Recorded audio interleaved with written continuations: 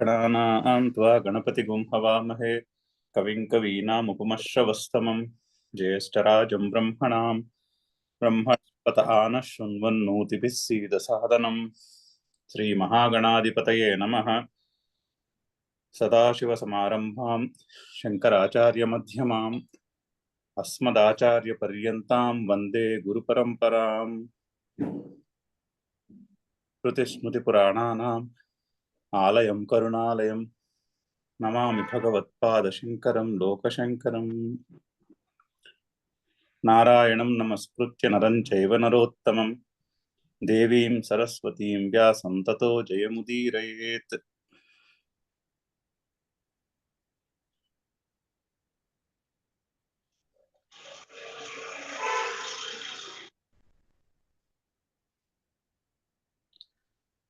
మనం 18వ శ్లోకం వరకు చూసాము. 19 నుంచి చదువుదాం. 19 కూడా అయింది, 20 నుంచి చదవాలి.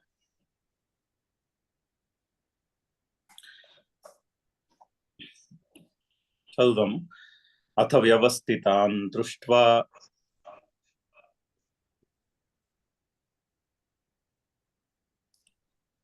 ధార్తరాష్ట్రాన్ కపిధ్వజః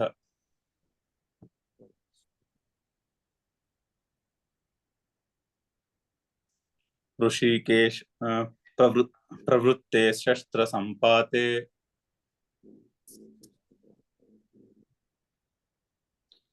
ధనురుద్యమ్య పాండవః.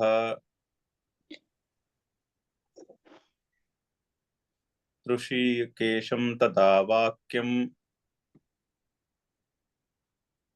ఇదమాహ మహీపతే. స్క్రీన్ కనిపిస్తోందండి? లేదు, కనిపించట్లే. ఇంకా స్టార్టెడ్ షేరింగ్ అని వస్తుంది కానీ కనిపించలేదు.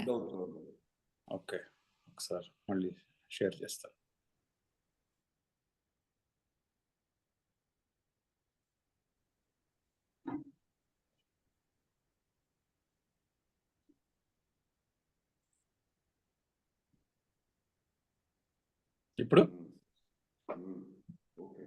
ఇప్పుడు కనిపిస్తుందండి. ఓకే, సో సంజయుడు పలుకుతున్నాడు.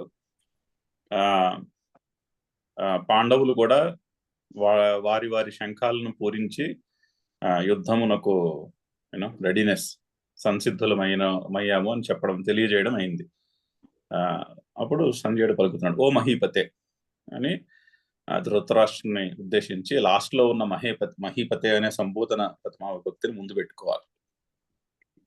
అయితే కపిధ్వజ అంటే హనుమంతుడు తన ధ్వజము మీద ఉన్నటువంటి వాడు అంటే అర్జునుడు. అర్జునుని యొక్క రథమునకు హనుమంతుని యొక్క ఫ్లాగ్ ఉంటుంది. ఈ మహారథులందరికీ కూడా వారి వారి యునిక్ ఫ్లాగ్స్ ఉంటాయి ఐడెంటిఫికేషన్ కి. సో అర్జునుని యొక్క రథానికి ఉన్నటువంటి ఐడెంటిఫికేషన్ ఫ్లాగ్ హనుమంతుని యొక్క ధ్వజం, హనుమంతుడు బొమ్మతో ఉన్నటువంటి ధ్వజం. ఓకే, అయితే కపిధ్వజుడు పాండవుడు.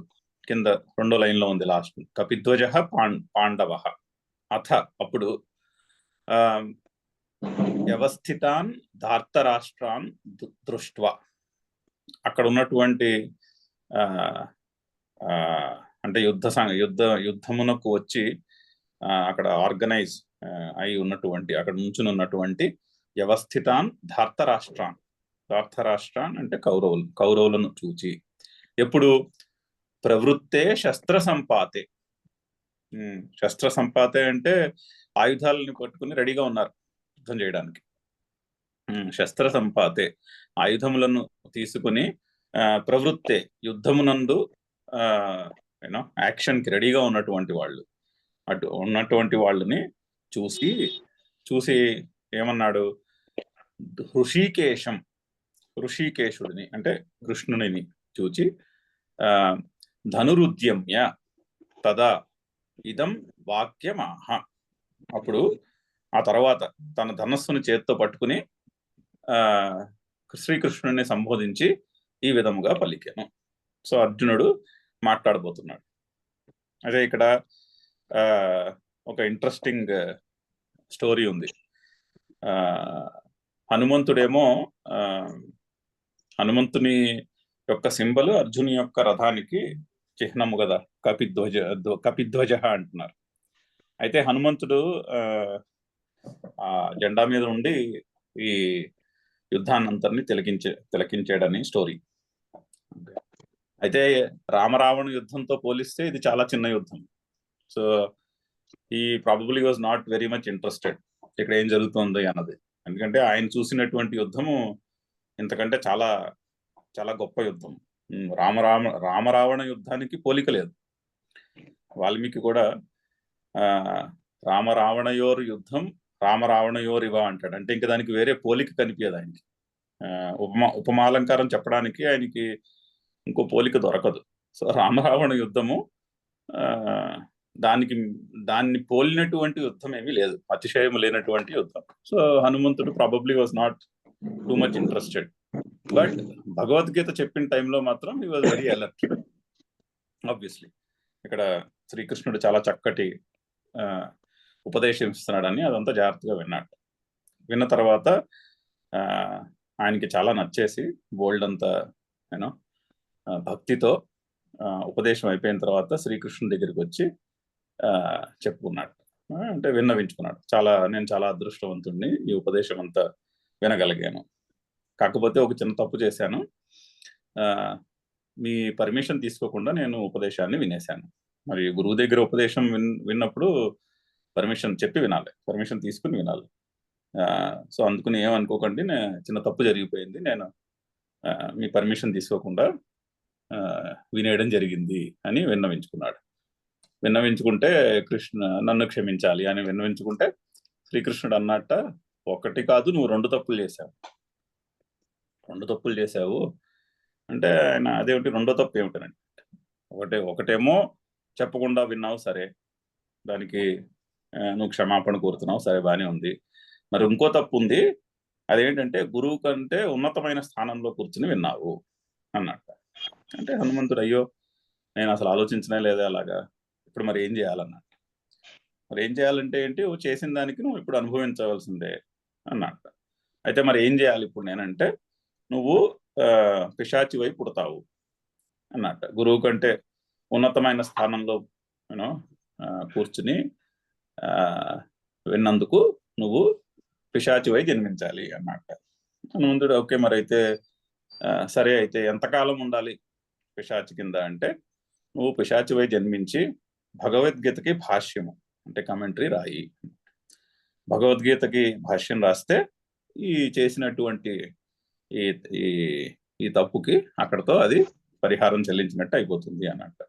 సరే అన్నట్టు హనుమంతుడు. అలా అని మీరు చూస్తే సంస్కృతంలో భగవద్గీతకి పైశాచ్య భాష్యము అని ఒక భాష్యం ఉన్నది. యాక్చువల్లీ పుస్తకం ఉన్నది. పిశాచి అనే ఆయన రాసినటువంటి భాష్యం అది పైశాచ్య భాష్యము ఉంది. ఇంట్రెస్టింగ్ గా ఉంది, చాలా శంకర్ల భాష్యానికి చాలా చాలా క్లోజ్ గా ఉంటుంది. మనం చదువుతూ ఉంటే అక్కడక్కడ నేను అందులోంచి విషయాలు కూడా చూపిస్తాను. నాకైతే చాలా ఇంట్రెస్టింగ్ గా అనిపించింది. పేరు చాలా బాగుంది. పైశాచ్య భాష్యము అనే ఒక భాష్యం ఉంటుంది భగవద్గీత సంస్కృతంలో. ఇంటర్నెట్ లో పీడిఎఫ్ కూడా ఉంది దానికి.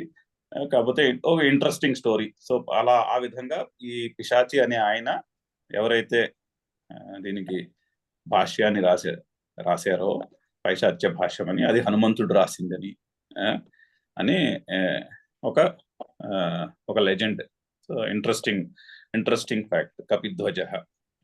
సో కపిధ్వజుడైనటువంటి పాండవుడు యుద్ధమునకు సంసిద్ధుడై తన ధనస్సును చేత్తో పట్టుకుని హృషికేశునితో ఈ విధముగా పలికెను. ఎదురుగుండా ఉన్నటువంటి కౌరవులందరినీ చూసి ఈ విధముగా పలికెను చెప్పబోతున్నాడు ఆయన. ఓకే, చదువుదాం ఒకసారి శ్లోకము. అథ వ్యవస్థితాన్ దృష్ట్వా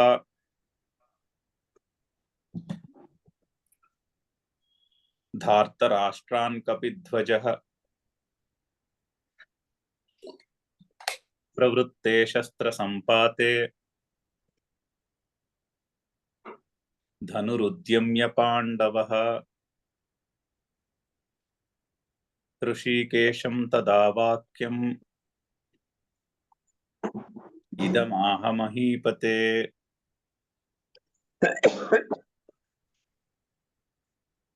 నెక్స్ట్ శ్లోకము. అర్జున ఉవాచ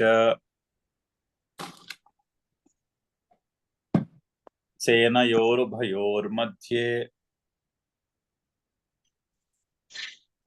రథం స్థాపయమేచ్యుత.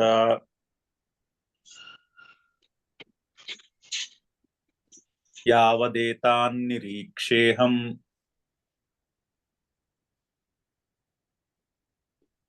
యోద్ధుకామానవస్థితాన్. కైర్మయా సహ యోద్ధవ్యం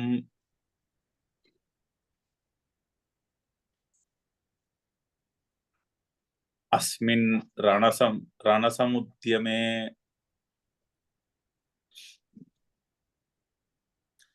సో అర్జునుడు పలికెను శ్రీకృష్ణునితో ఈ విధంగా పలుకుతున్నాడు. అస్మిన్ రణసముద్యమే లాస్ట్ లో ఉందిగా, అక్కడి నుంచి మొదలు పెట్టుకోవాలి అన్వయము. ఈ ఈ యుద్ధ రంగమునందు ఆరు ఈ యుద్ధం అనేది గొప్ప ఉద్యమమునందు అస్మిన్ రణసముద్యమే కైర్మయా సహ యోద్ధవ్యం. కైహి మయా సహ యోద్ధవ్యం. ఎవరి చేతనైతే ఎవరితోనైతే నా చేత యుద్ధము చేయవలసి ఉన్నదో. కైహి ఎవరితో, మయ నా చేత, సహ నా చేత యుద్ధము చేయవలసి ఉన్నదో. ఎవరితోనైతే నేను యుద్ధం చెయ్యాలో. ఎవరు? పైగా వాళ్ళు యోద్ధు కామాన్ అవస్థిత, యుద్ధము చేసే కోరికతో ఎదురుకుండా ఉన్నటువంటి వాళ్ళు. యోద్ధు కామాన్ అవస్థితాన్ యోద్ధు కామాన్, ఎదురుకుండా సైన్యముగా ఫార్మేషన్ లో నుంచుని ఉన్నటువంటి వాళ్ళు యోద్ధులను. ఏతాన్ యావత్ ఏతాన్ అహం నిరీక్షే, నేను యావదేతాన్ నిరీక్షే, వీళ్ళందరినీ కూడా చూస్తాను. ఏతాన్ యావత్ నిరీక్షే, వీళ్ళందరినీ నేను ఒకసారి చూస్తాను. అందుకని ఏం చేయాలి? ఓ అచ్యుత, మే అచ్యుత అని ఉంది లాస్ట్ లో. సో మే ప్లస్ అచ్యుత, మే అచ్యుత అయింది. ఓ అచ్యుత, అచ్యుత అని శ్రీకృష్ణుడిని పిలుస్తున్నాడు. ఓ అచ్యుత, మే రథం, నా రథమును సేనయోహో ఉభయోహో మధ్యే స్థాపయ, సేనల మధ్యలో నిల్చొండబెట్టు అంటున్నాడు అర్జునుడు. చూడండి, అక్కడ అర్జునునికి ఒక్క క్షణం పాటు అహంకారము, అంటే ఒక్క క్షణం పాటు మోహము, మమకారం పుడుతున్నాయి. శ్రీకృష్ణుడిని ఆర్డర్ చేస్తున్నాడు. స్థాపయ, స్థాపయ అన్నది లోట్లకారం, ఆజ్ఞ, ఆజ్ఞలో వాడతారు స్థాపయ అని. తీసుకువెళ్ళి అక్కడ రథాన్ని నుంచోబెట్టండి అనట్లేదు. హీఈ్ ఆర్డరింగ్, అక్కడ నుంచోబెట్టు అంటున్నాడు. అది మోహం, ఆయనకి అక్కడ మోహంలో చిక్కుకుపోతున్నాడని అని అని సూచన. పైగా మే రథం అంటున్నాడు, అంటే నా యొక్క రథమును అంటున్నాడు. నా యొక్క రథాన్ని అక్కడ నుంచోబెట్టు అంటున్నాడు. ఆ నా యొక్క రథము అనడంలో మమకారము, నువ్వు నుంచోపెట్టు అని శ్రీకృష్ణుణ్ణి ఆజ్ఞ ఇవ్వుటలో మోహము అక్కడ కనిపిస్తున్నాయి ఆ శ్లోకంలో. అది అయితే భగవంతుని ప్రేమ ఎలా ఉంటుందో కూడా చూపిస్తోంది ఇన్ రిటర్న్ శ్లోకంలో, ఇన్ రిప్లై. భక్తుడు ఆ విధంగా కాస్త మోహము అది చూపెట్టినా కూడా, ఆర్డర్ చేసినా కూడా, భగవంతుడు మాత్రం ఇచ్చిన ఆర్డర్ని ఎగ్జిక్యూట్ చేస్తున్నాడు, ఆజ్ఞను పాలిస్తున్నాడు భగవంతుడు. సో భగవంతుని యొక్క ప్రేమలో హెచ్చుతగ్గులు అనేవి ఉండవు అని కూడా అక్కడ స్వారస్యం చెప్పుకోవచ్చు ఆ శ్లోకంలో. అంటే శ్రీకృష్ణుడు ఏమీ సమాధానం ఏం చెప్పకుండా కామ్గా చక్కగా రథాన్ని తీసుకెళ్లి సేనల మధ్యలో నుంచోబెట్టు ఆపాడు. సో ఆ విధంగా అక్కడ భగవంతుని యొక్క ప్రేమ అనుగ్రహము యొక్క లక్షణాన్ని కూడా చక్కని స్వారస్యంతో చూపిస్తున్నాడు వ్యాస మహర్షి. ఓకే, అయితే ఇక్కడ అర్జున, అచ్యుత అన్న పదములు కూడా చాలా మంచి నామములు. ముందు అచ్యుత, అచ్యుత అంటే చ్యుతము లేనిది అని. అచ్యుత, నా చ్యుత అచ్యుత. అంటే అచ్యుత అంటే జారిపోవుట, చ్యుతము అంటే జారిపోవుట, అచ్యుత అంటే జారిపోవుట లేనిది అని. అంటే తన ఆత్మస్వరూపము నుంచి జారిపోవుట లేనివాడు పరమాత్మ శ్రీకృష్ణుడు. సో అటువంటి లక్షణానికి అచ్యుత అని పేరు. అందుకని పరమాత్మకి అచ్యుత అన్న పేరు వచ్చింది. ఎందుకంటే తన ఆత్మస్వరూపము అంటే సత్యం జ్ఞానం అనంతం బ్రహ్మ అన్నారు కదా, ఆ అటువంటి లక్షణము నుంచి జారిపోవటానికి లేదు. ఎప్పుడూ ఉండేది అనంతమైన జ్ఞానము, అనంతమైన ఆనందము, వాటి నుంచి కిందకి జారిపోవుట అనేటటువంటిది లేకపోవుట. ఎవరైతే అలా ఉండగలరో వారిని అచ్యుత అంటారు. ఇది చక్కని నామము పరమాత్మకి అచ్యుత అన్నది. సో శ్రీకృష్ణునికి ఇక్కడ ఆ సంబోధన కూడా చాలా యాప్ట్ గా ఉంది. ఇక్కడ చాలా శ్లోకాల్లో రకరకాల పేర్లతో సంబోధిస్తారు కృష్ణుణ్ణి. అర్జునుడు కృష్ణుణ్ణి రకరకాల పేర్లతో సంబోధిస్తాడు. అలాగే శ్రీకృష్ణుడు అర్జునుడిని రకరకాల పేర్లతో సంబోధిస్తాడు. సో అందులో కూడా చాలా చోట్ల most of the places 99% of the places లో చక్కని మనం స్వారస్యం చెప్పుకోవచ్చు. అంటే ఆ కాంటెక్స్ట్ లో ఆ పేరుతో ఎందుకు పిలుస్తున్నారు అని అక్కడ మనము చక్కటి స్వారస్యాన్ని కూడా చెప్పుకోవచ్చు. సో కాంటెక్స్ట్ ని బట్టి ఇక్కడ అచ్యుత అన్న నామము చాలా యాప్ట్. మిగిలిన వాళ్ళందరూ కూడా ఈ యుద్ధమును చూసి యుద్ధ రంగంలో మోహము చెందవచ్చేమో కానీ శ్రీకృష్ణుడు మాత్రము మోహము చెందుట అనే క్వశ్చనే లేదు. యాక్చువల్లీ శ్రీకృష్ణుడి స్టోరీలు మనం జాగ్రత్తగా పరిశీలిస్తే ఆయన డిటాచ్మెంట్ వేరే లెవెల్లో ఉంటుంది, కంప్లీట్లీ డిటాచ్డ్. మనం స్టోరీలన్నీ జాగ్రత్తగా శ్రీకృష్ణుని కథలన్నీ జాగ్రత్తగా చూస్తే చాలా క్లియర్ గా కనిపిస్తుంది. డిటాచ్మెంట్ ఎలా ఉండాలి అంటే శ్రీకృష్ణుడిని చూసి నేర్చుకోవాలి ఎలా ఉండాలన్నది డిటాచ్మెంట్. సో వైరాగ్యం అంటే ఎలా ఉండాలి అంటే శ్రీకృష్ణుని యొక్క ప్రవర్తనను పరిశీలించి తెలుసుకుంటే చాలా బాగుంటుంది, చాలా చక్కగా తెలుస్తుంది వైరాగ్యం అంటే ఏమిటి అన్నది. సో అందుకని అచ్యుత, ఆ యోగము నుంచి జారిపోవుట అనేది లేదు, అది అచ్యుత. అర్జున తర్వాత చక్కని నామం, చాలా చక్కని నామం అర్జున. ఈ అర్జున శబ్దానికి కూడా చాలా చక్కని నిర్వచనాలు చెప్పచ్చు. అర్జునుడు అంటే ఆయన ఏంటది, ఆర్జనార్థ అర్జున అంటే ఫర్ ఎగ్జాంపుల్ అంటే సంపాదించేవాడని, అంటే బోల్డ్ అంత విద్యను సంపాదించినవాడు. ఇప్పుడు ఫర్ ఎగ్జాంపుల్ వాళ్ళందరూ 12 ఏళ్ళు వనవాసానికి వెళ్ళినప్పుడు యుధిష్ఠరుడు ఏం చేశాడంటే ఆ 12 ఏళ్ళని ఒక పెద్ద తీర్థయాత్రలా మార్చుకున్నాడు. నదులు ఏమున్నాయి, పుణ్యక్షేత్రాలు ఏమున్నాయి, పెద్ద లిస్టు రాసుకుని అవన్నీ చూసేశాడు. ఆయన ఆ పనిలో ఉన్నాడు. అర్జునుడు మాత్రము తపస్సు చేసి బోల్డన్ని శస్త్రాలని, అస్త్రాలని, కేపబిలిటీస్ ని సంపాదించుకున్నాడు. సో అందుకని అర్జున అంటారు. సో ఆ 12 ఏళ్ళని ఆయన యుద్ధానికి ప్రిపేర్ అవుతూ గడిపాడు. యుద్ధానికి కావాల్సినటువంటి సామర్థ్యాన్ని, యుద్ధంలో నెగ్గడానికి కావాల్సినటువంటి సామర్థ్యాన్ని ఆయన సంపాదించుకున్నాడు. అందుకని అర్జునుడు అయ్యాడు. అర్జునాత్ అర్జున, అది ఒక నిర్వచనం. రెండవది రుజుత్వం. అర్జున్ అంటే రుజు అనే శబ్దము ఆదివృద్ధి అయి అవుతుంది, అర్ అవుతుంది. సో రుజు ఏదైతే ఉందో అక్కడి నుంచి పుట్టినది, రుజుత్వం నుంచి పుట్టినది అర్జున అవుతుంది. సో అర్జునుడు స్ట్రైట్, చాలా స్ట్రైట్ మనిషి, సూటిగా నిక్కచ్చిగా పోయి ఉంటుంది. ఆయన మాట తీరు, ఆలోచన, మాట, చేష్ట మూడు కూడా ఒకే స్ట్రైట్ లో ఉంటాయి. సో అందుకని అర్జునుడు అయ్యాడు. అది చాలా ఇంపార్టెంట్ క్వాలిటీ శిష్యులకి, విద్యార్థులకి, శిష్యులకి చాలా ఇంపార్టెంట్ క్వాలిటీ. అందుకనే అతనికి ఆత్మజ్ఞానం బోధించబడుతుంది. చాలా స్ట్రైట్ గా ఉంటుంది అతని క్లీన్ థింకింగ్. బోల్డ్ అని కథలు ఉన్నాయి. ఏదో మధ్యలో స్వర్గానికి వెళ్ళినప్పుడు ఊర్వశి ఆయన్ని చూసి మోహిజరాలు అవుతుంది, అప్పుడో కథ ఉంది, ఆయన రెస్పాన్స్ ఉంటుంది. అలాగే విరాట పర్వంలో వీళ్ళు పాండవులను తెలిసిన తర్వాత ఆ విరాటరాజు వాళ్ళ అమ్మాయిని ఇచ్చి పెళ్లి చేద్దాం అనుకుంటాడు ఊర్మిళ్ళ నుంచి.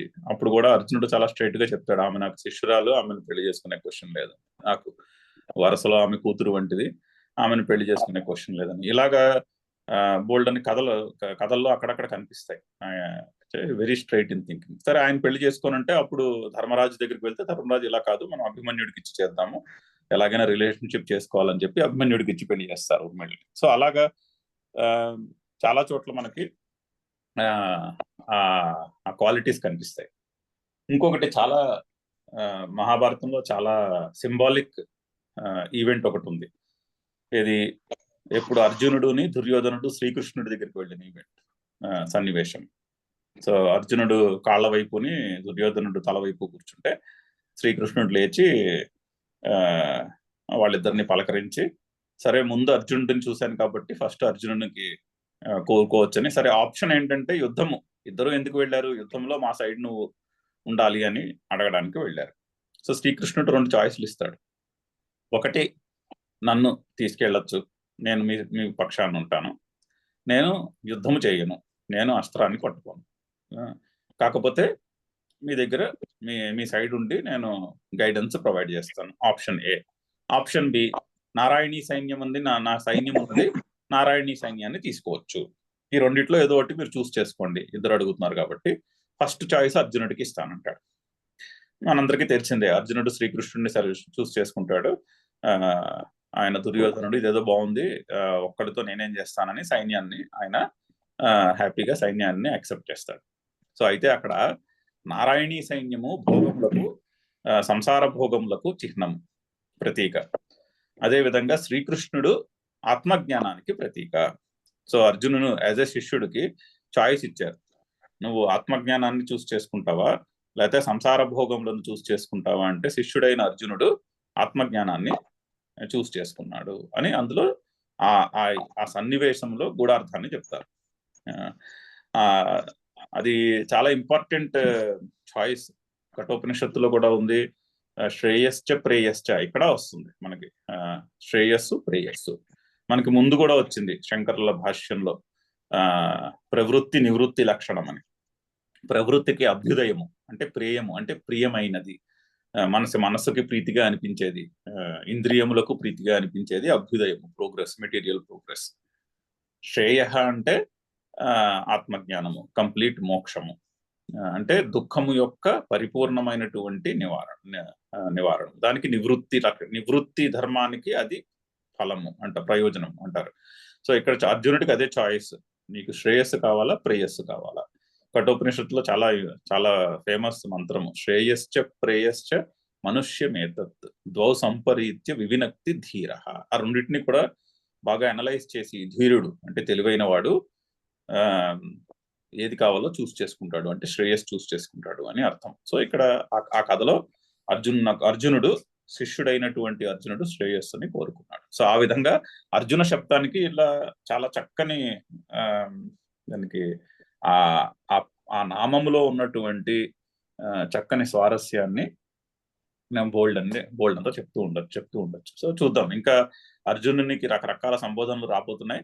ఆ సంబోధనలు వచ్చినప్పుడల్లా నాకు తెలిసినంత వరకు ఆ నామాల్లో ఉన్నటువంటి స్వారస్యాన్ని చెప్పుకుంటూ ఉంటాం. అది అక్కడ. సో ఫైనలీ ఆయన కృష్ణుణ్ణి నువ్వు రథం తీసుకెళ్లి సైన్యం మధ్యలో నిలబెట్టు అని కృష్ణుడికి చెప్పాను. కృష్ణుడిని ఆర్డర్ చేశాను కాదు, వాళ్ళందరినీ ఒకసారి ఎదురుకుండా ఉన్న వాళ్ళందరినీ చూసుకుంటాను. అది శ్లోకం యొక్క వాచ్యార్థం. చదువుదాం శ్లోకము. అర్జున ఉవాచ సేనయోరుభయోర్మధ్యే రథం స్థాపయమేచ్యుత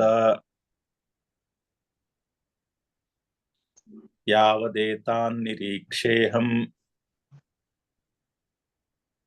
యోద్ధుకామానవస్థితాన్ కైర్మయా సహ యోద్ధవ్యం అస్మిన్ రణసముద్యమే.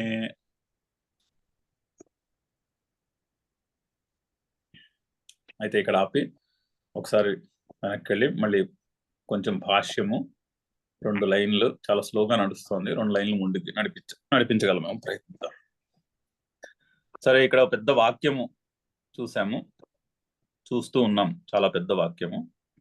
సచ భగవాన్ జ్ఞానైశ్వర్య శక్తి బలవీర్య తేజోభిః అంటే సదా సంపన్న, అంటే భగవంతునికి నిర్వచనం. సదా సంపన్నుడు భగవంతుడు. దేనితోటి 6 గుణములతో సదా సంపన్నుడు. జ్ఞానము, ఐశ్వర్యము అంటే ఈశ్వర భావము, శక్తి అంటే సూక్ష్మమైనటువంటి మహాశక్తి, ఈ సృష్టిని నడిపించే సూక్ష్మమైన మహాశక్తి, బలము, పవర్, ఫిజికల్ రా పవర్. యూనివర్స్ లో మొన్న చెప్పుకున్నాం ఎగ్జాంపుల్, భూమి సూర్యుని చుట్టూ తిరుగుతుంటే ఎంత పవర్ జనరేట్ చేస్తుందో మనం ఊహించగలము. ఊహించలేము యాక్చువల్లీ. అనూహ్యమైనటువంటి ఫిజికల్ రా పవర్, అది బలము. వీర్యము, ఇతరులను రక్షించే కేపబిలిటీ, సమస్త సృష్టిని రక్షించగలిగేటటువంటి సామర్థ్యము. తేజస్సు, అనూహ్యమైనటువంటి అనంతమైనటువంటి ప్రకాశం. వీటన్నిటిచే సదా సంపన్నుడు అయినటువంటి భగవంతుడు త్రిగుణాత్మికాం వైష్ణవీం స్వాం మాయాం మూల ప్రకృతిం వశీకృత్య అజః అవ్యయః భూతానాం ఈశ్వరః నిత్య శుద్ధ బుద్ధ ముక్త స్వభావః అపి సన్ స్వమాయయా దేహవానివ జాత ఇవ చ లోకానుగ్రహం కుర్వన్నివ లక్ష్యతే. అయితే ఆ భగవంతుడు ఏం చేస్తున్నాడు? లోకానుగ్రహం కుర్వన్నివ లక్ష్యతే, లోకానుగ్రహము చేస్తున్నట్టు కనిపిస్తున్నాడు. ఎలాగా? దేహవానివ జాత ఇవ చ. ఆ పరమాత్మ అజః అవ్యయః అపి సన్, అతడు పుట్టుక లేనివాడు, అవ్యయము లేనటువంటి వాడు, భూతానాం ఈశ్వరః అపి సన్, అనంతం. మరి భగవంతుడు అంటే అనంతమైన మహాశక్తి అని కదా. ఆ అనంతమైన మహాశక్తి ఒక చోట ఒక శరీరమును దాల్చి ఒక చోట ఒక వ్యక్తిగా ఉన్నట్టుగా అనిపిస్తున్నాడు. మరి అది ఇన్ రియాలిటీ ప్రాక్టికల్లీ ఎలా పాసిబుల్ అన్న క్వశ్చన్ కి అక్కడ ఉన్నట్టుగా ఇవ అన్నది చెప్తారు వేదాంతంలో. మాయాశక్తి యొక్క డిస్క్రిప్షన్ అవసరం అవుతుంది. మాయాశక్తి ఉంటేనే ఆ అనంతమైనటువంటి శక్తి ఒక చోట ఒక వ్యక్తిలో ఉన్నట్టుగా అనిపిస్తుంది. అంటే భగవంతుని యొక్క విభూతి, ఆత్మ యొక్క విభూతి అలా ఉంటుంది. ఆ విభూతిని చెప్పడానికి మాయాశక్తి అవసరము. ఆ మాయాశక్తి యొక్క డెఫినిషన్ త్రిగుణాత్మికాం వైష్ణవీం స్వాం మాయాం మూల ప్రకృతిం. ఆ మాయ శబ్దానికి అన్ని 3 విశేషణాలు పెట్టారు అక్కడ. త్రిగుణాత్మిక, వైష్ణవి, మూల ప్రకృతి. మూల ప్రకృతి అంటే అన్నిటికీ, ఈ జగత్తన్నిటికీ మూలం. జగత్తు మాయాశక్తి నుంచి ఉద్భవిస్తుంది. మాయాశక్తి ఎక్కడిది అంటే ఈశ్వరుని యొక్క శక్తి మాయాశక్తి. ఈశ్వరుని యొక్క శక్తి మాయాశక్తి. ఆ మాయాశక్తి నుంచి జగత్తంతా పుట్టింది. అంటే మనకి నరనారీశ్వరులు అంటారు కదా, అందులో కూడా దాన్ని 2 కింద చూపెట్టినది అది. ఒకటేమో ఈశ్వరుడు, రెండవది మాయాశక్తి. సో అందుకని అక్కడ నరనారీశ్వరులని అర్ధనారీశ్వర అవతారం కింద దాన్ని పెర్సానిఫై చేశారు. అలాగా ఒకటి ఈశ్వరుడు, రెండవ ఆస్పెక్ట్ ఈశ్వరుని యొక్క శక్తి అయినటువంటి మాయాశక్తి. ఆ మాయాశక్తి ఎటువంటిది? 3 గుణములు కలది. అంటే ఈ సమస్త సృష్టిని రెడ్యూస్ చేస్తే, అనాలిసిస్, రిడక్షనిజం అంటారు ఫిలాసఫీలో. అంటే వాటిని జనరలైజ్ చేస్తే 3 కనిపిస్తాయి. సత్వ, రజస్, తమస్ అని చెప్పుకున్నాం. ఇంటెలిజెన్స్ సత్వము, యాక్టివిటీ రజస్సు, మ్యాటర్ తమస్సు. సత్వ, రజస్తమో గుణాలు ఈ 3 గుణములతో కలిసి ఉన్నది. ఇంకా వస్తుంది, చాలా వస్తుంది సత్వ, రజస్తమో గుణాల గురించి ఇన్ డీటెయిల్డ్. ఒక పెద్ద చాప్టరే ఉంది 15 చాప్టర్కి వెళ్ళేసరికి. కానీ ఈ 3 గుణములతో కూడుకున్నటువంటి వైష్ణవి అంటే అంతటా వ్యాపించి ఉన్నటువంటి మూల ప్రకృతి అయినట్టి మాయను వశీకృత్య, తన వశమును ఉంచుకుని, మాయకు లొంగి దుఃఖాన్ని అనుభవించేవాడు జీవుడు, మాయను తన వశములో పెట్టుకుని ఒక ఆట ఆడించేవాడు పరమాత్మ. అది జీవునికి ఈశ్వరికి ఉన్న డెఫినేషన్ లో తేడా. అటు అంతర్ముఖులై అజ్ఞానమును పారద్రోలితే, అంటే మాయాశక్తి మీద కంట్రోల్ ఉంటే పరమాత్మ. అలా కాకుండా ఎక్స్టర్నల్లీ ఫోకస్డ్ ఉండి మాయాశక్తి ద్వారా ఈ ప్రపంచాన్ని అంతా చూసి అహంకార మమకారములతో బాధపడుతున్నవాడు జీవుడు. సో మూల ప్రకృతిని వశీకృత్య అజః అవ్యయః భూతానాం ఈశ్వరః, పైగా నిత్య శుద్ధ బుద్ధ ముక్త స్వభావ. నిత్యము కూడా ప్యూర్, ఎన్నడూ ఉన్నటువంటి ముక్తుడైనటువంటి స్వభావము, సత్ చిత్ ఆనందము, అటువంటి స్వభావము కలిగినటువంటి ఈశ్వరుడు. ఆ ఈశ్వరుడు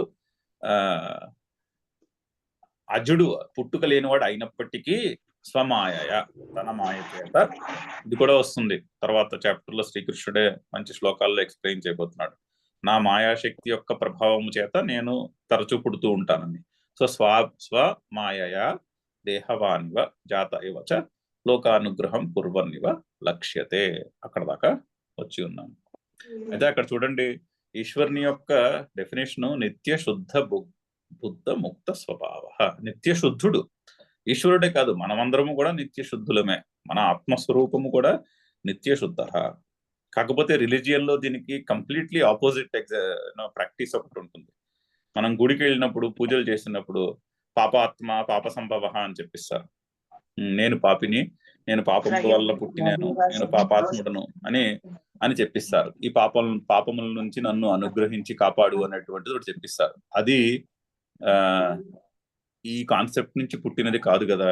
మన స్వరూపము నిత్య శుద్ధులమైతే పాపాత్ములం ఎక్కడి నుంచి అయ్యాము ఆలోచించవలసినటువంటి విషయం.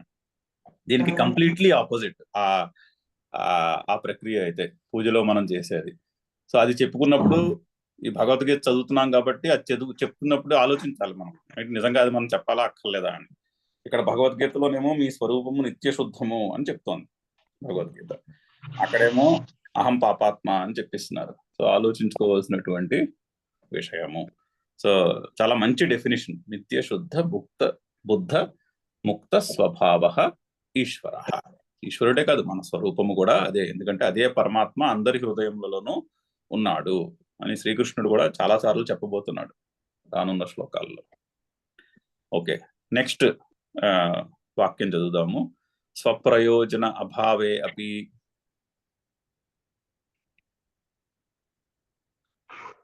భూతాను జిగృక్షయ వైదికం హి ధర్మద్వయం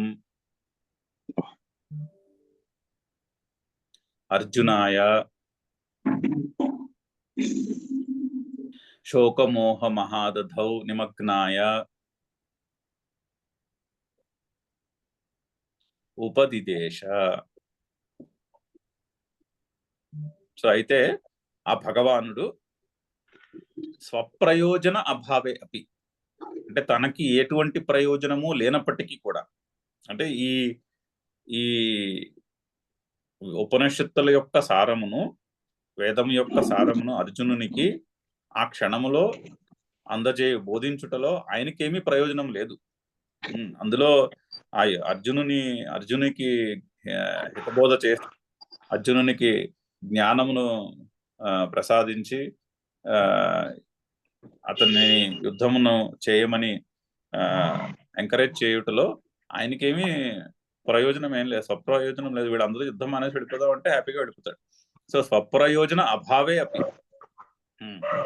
ప్రయోజనం లేదు. కానీ ఎందుకు చేస్తున్నాడు?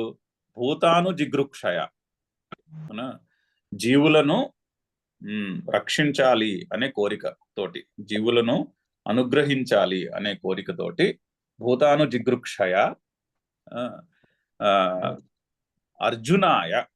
అర్జునుని కొరకు, అంటే అర్జునుని నిమిత్తముగా చేసుకుని చెప్తున్నాడు. ఒక్కడి గురించే కాదుగా ఇన్స్ట్రక్షన్. అర్జునుడు అనే కాంటెక్స్ట్ లో అర్జునుడికి ఈ హితబోధ, ఈ జ్ఞానమును బోధించవలసిన సమయం వచ్చినది అనే ఒక కాంటెక్స్ట్ ని, ఒక ఎక్స్క్యూజ్ ని యూజ్ చేసుకుని అర్జునాయ. కానీ చూడండి, అందుకనే భూతాను జిగృక్షయ అని ముందే క్లారిఫై చేస్తున్నారు.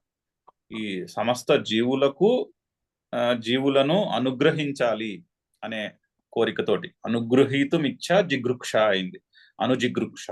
భూతాను జిగృక్షయ అర్జునుడిని నిమిత్తముగా చేసుకుని. ఎందుకు అర్జునుడిని నిమిత్తంగా చేసుకున్నాడు? మహోదధౌ నిమగ్నాయ. శోకము మోహము అనేటువంటి ఒక గొప్ప సాగరములో మునిగిపోయినటువంటి అర్జునుని కొరకు ఏం చెప్పాడు? వైదికం హి ధర్మద్వయం, రెండు రకముల ధర్మములు కలిగినటువంటి వైదిక ధర్మము. ఒకటి ప్రవృత్తి లక్షణమైనటువంటి ధర్మము, రెండు నివృత్తి లక్షణమైనటువంటి ధర్మము. ఈ రెండు ధర్మములుగా చెప్పబడినటువంటి వైదిక ధర్మమును ఉపదేశము చేసెను. ఓకే, అర్జునికి ఇక్కడ 2 రకాలైనటువంటి క్వాలిఫికేషన్, అధికారిత్వం ఉన్నది ఈ జ్ఞానమును పొందుటకు. ఒకటి ఆయన పేరులోని ఆయన గుణములో ఉందిగా, సద్గుణ సంపన్నుడు.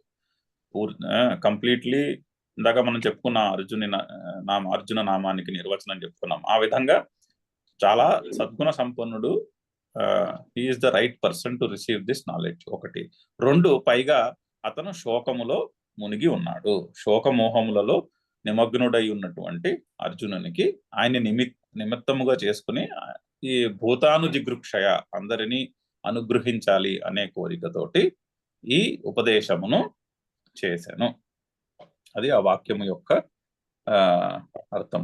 సో ప్రవృత్తి లక్షణము, నివృత్తి లక్షణము రాబోతోంది మనకి ముందు చాప్టర్ లో కూడా, ముందు పారాగ్రాఫ్ లో కూడా చూసాం. అయితే దీన్ని చక్కగా ఎలా అర్థం చేసుకోవాలి అంటే, మనం ఒక 2x2 మ్యాట్రిక్స్ తీసుకుంటే, ఒక యాక్సిస్ ఏంటది ఎక్స్టర్నల్ యాక్షన్, ఇంకొక యాక్సిస్ ఇన్వర్డ్ పీస్ అని 2 యాక్సిస్లు పెట్టుకుంటే 2x2 మ్యాట్రిక్స్ చేసుకుంటే, సాధారణంగా ఎక్స్టర్నల్ యాక్టివిటీ ఎక్కువ ఉన్న వాళ్ళకి ఇంటర్నల్ పీస్ ఉండదు. ఇంటర్నల్ పీస్ ఉండాలి అంటే ఎక్స్టర్నల్ యాక్టివిటీ తగ్గించుకోవాలి అని ఒక అపోహ ఉంటుంది. ఇంటర్నల్ పీస్ ఎప్పుడు వస్తుంది అంటే ఈ హడావిడి అంతా అయిపోయిన తర్వాత వస్తుందని.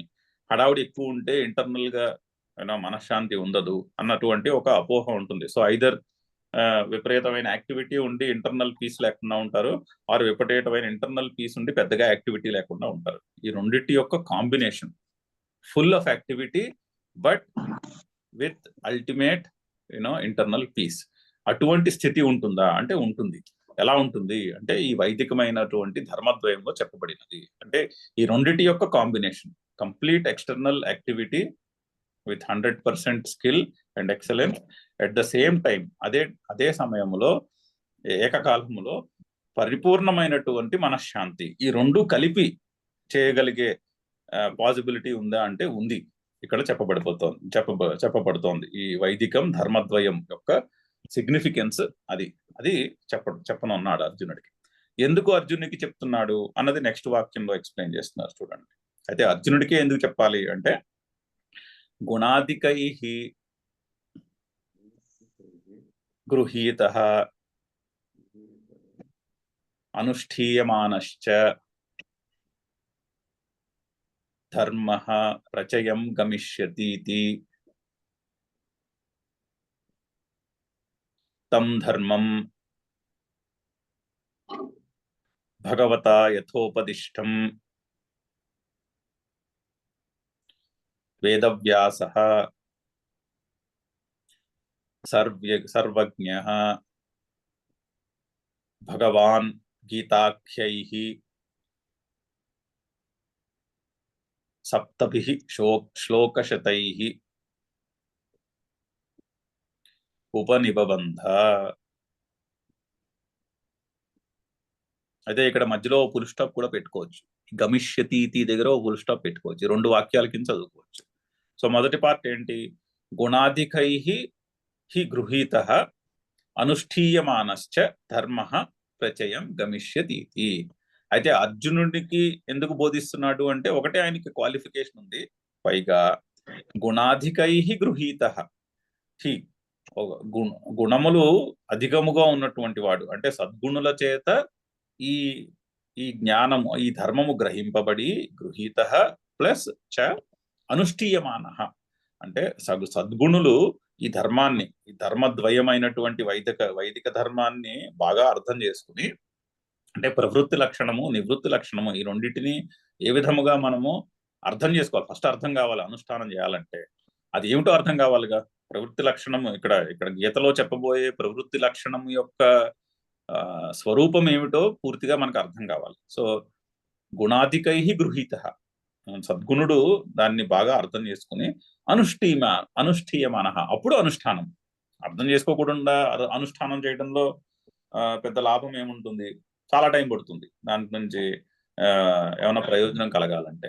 కాకపోతే ముందు అర్థం చేసుకోవాలి, అప్పుడు అనుష్ఠానం చేయాలి. తెలుసుకుని అనుష్ఠానం చేయాలి. ఎవరు చేయాలి? సద్గుణులు చేసినప్పుడు. అప్పుడే కదా ధర్మ ప్రచయం గమిష్యతి ఇది. అప్పుడే కదా ఈ ధర్మము ముందుకి సాగడం అనేది నడుస్తుంది. అంటే ఈ ధర్మము నలుగురికి తెలియజేయుట అనేది తెలుస్తుంది. ఎలాగా? గుణాధికుడు అర్థం చేసుకుని అనుష్ఠించాలి. అప్పుడు అతన్ని చూసి మిగిలిన వాళ్ళు అతన్ని ఫాలో అవుతారు. తర్వాత మంచి శ్లోకం గుర్తు రావట్లేదు, చాలా మంచి శ్లోకం ఉంది. లీడర్స్ ఏం చేస్తారో మిగిలిన వాళ్ళందరూ కూడా అదే చేస్తారని చెప్పి, అదే ఫాలో అవుతారని చెప్పి 4వ చాప్టర్లోనే ఎక్కడ రాబోతుంది. చాలా చక్కటి శ్లోకము.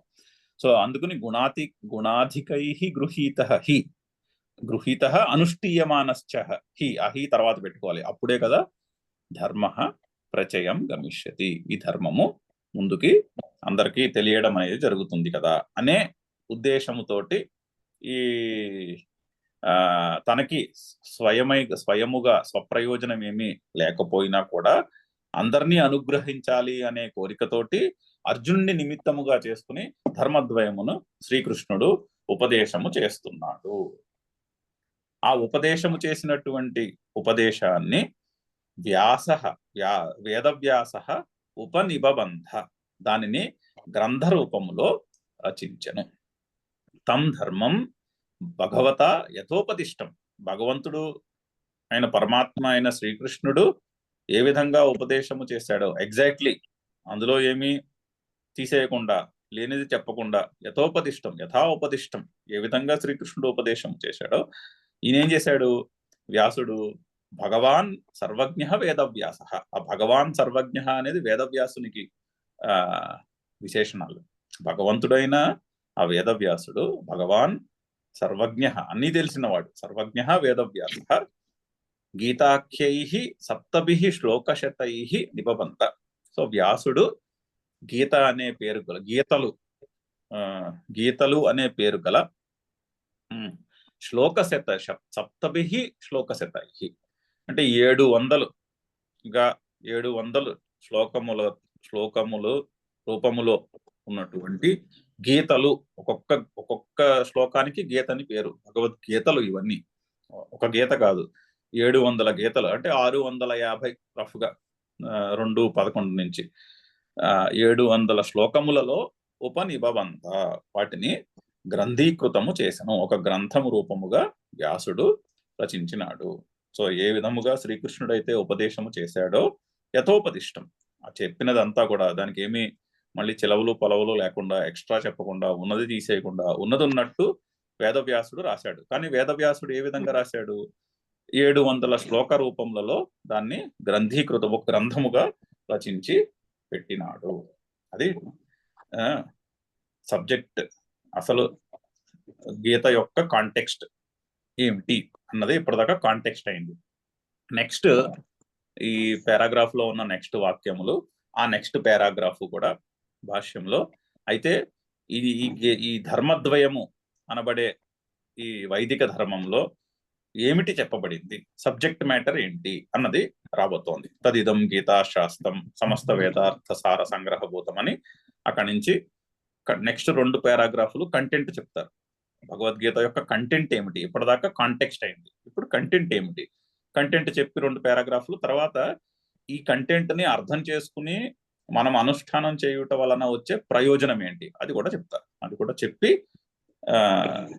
అక్కడికి సంబంధ భాష్యం పూర్తవుతుంది. సో మెల్లగా మనము ఫస్ట్ చాప్టర్, సెకండ్ చాప్టర్ 10వ శ్లోకం పూర్తయ్యేదాకా నెమ్మదిగా ఇది ఒక్కొక్కటి 2 వాక్యాలు చెప్పుకుని ఈ కాంటెక్స్ట్ ని కంప్లీట్ చేద్దాం. ఓకే, ఇక్కడతో ఆపుదాం ఈ రోజుకి. Any questions, comments?